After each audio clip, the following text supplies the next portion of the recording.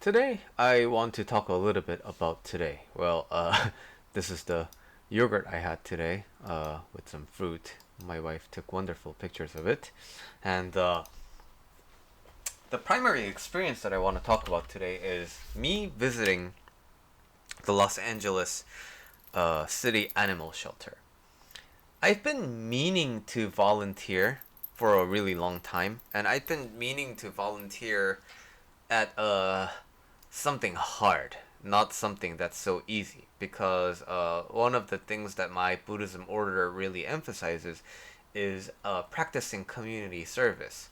And uh, it is regularly encouraged that we do something hard, something very not a lot of people want to do, and because that is really going to give you a sense of the true range of human experiences, right?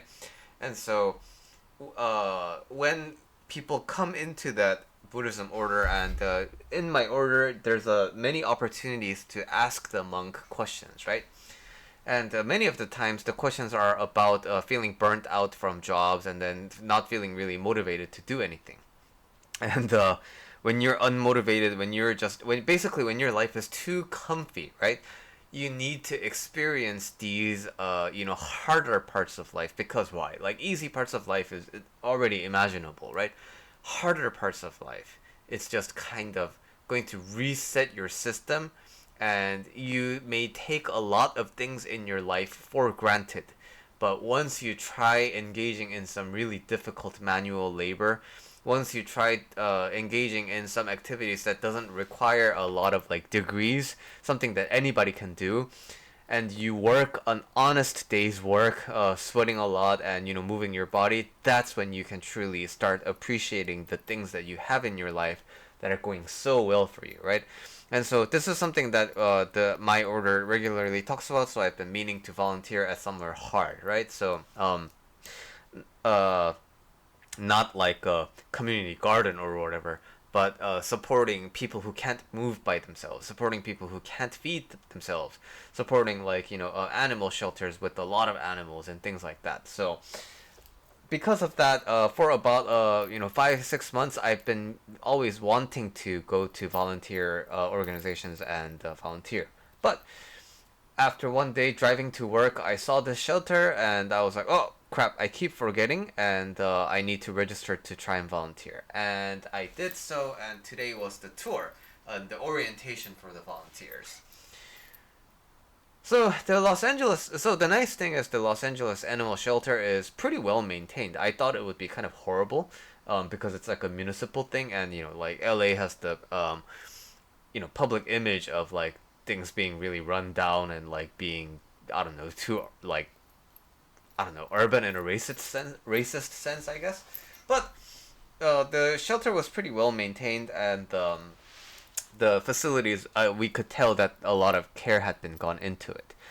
And unfortunately, the shelter is at 197% capacity, which means many of these animals are sharing a kennel. But the thing is, not all dogs can, right? Because they keep getting into arguments and fights between dogs, or they may have a really shy personality, so like they can't really be themselves.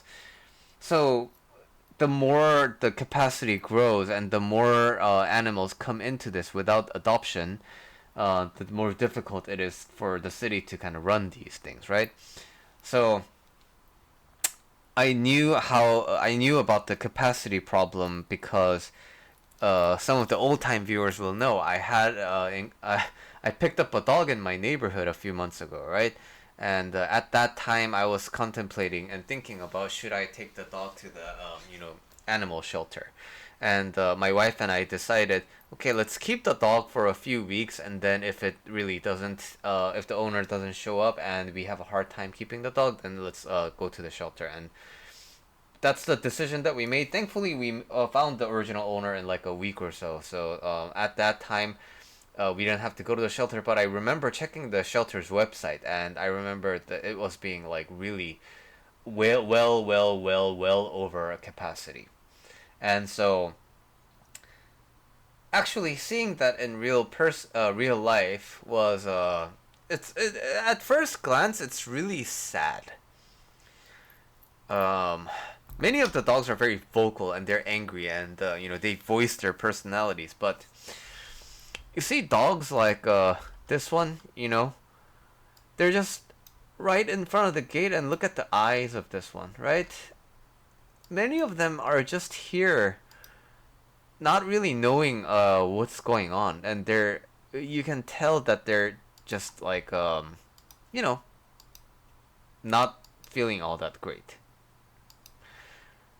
And but it's not like all bad, right? There's a lot of dogs that were picked up today. There were a lot of dogs that were doing the meet and greets with the new families today. So I got to see like a whole wide of range of emotions, right? I saw new family members being picked up, and then the families being so happy that they have a new family member. I saw some animals being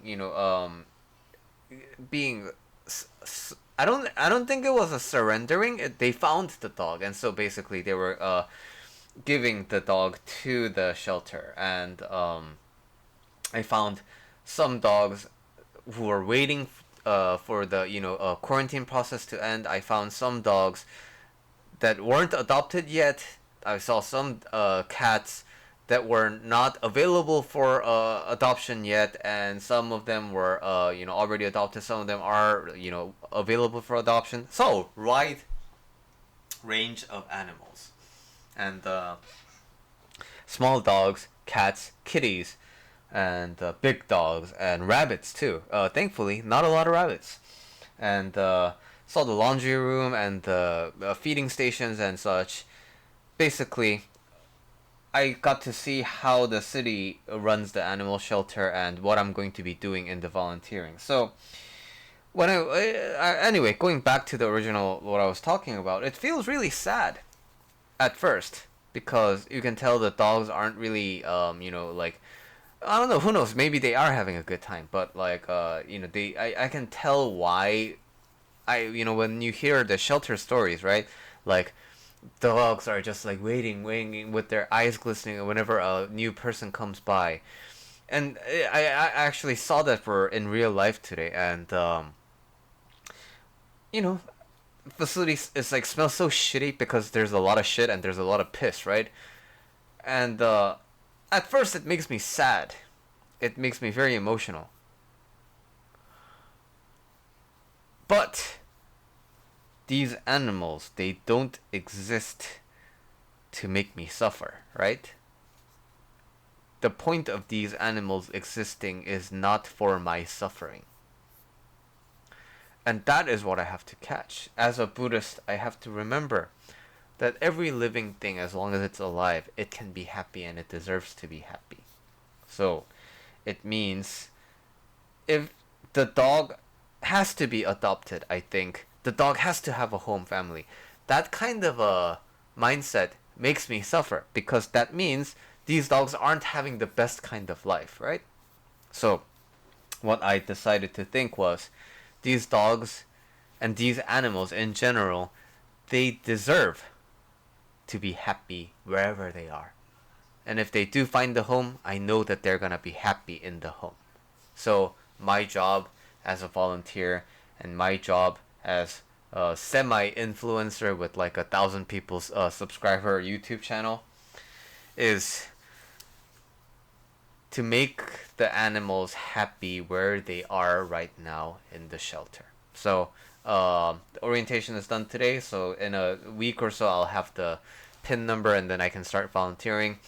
I'm gonna go to the food pantry truck unloading work first, and then I'm gonna try and greet people into the facility, and then I'm gonna level up, and then I'm gonna take care of some animals, hopefully. But I'm not really in a rush, so I'm okay with doing a bunch of laundry. I'm okay doing a lot of poop cleaning. I'm okay doing a lot of things that are dirty and a lot of people don't want to do. I'm very open to doing those things because I know that's where you need the most hand, right?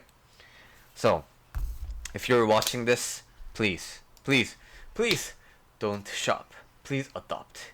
I am sure your local animal shelter is over capacity as well, because it's a far too common story across all the neighborhoods.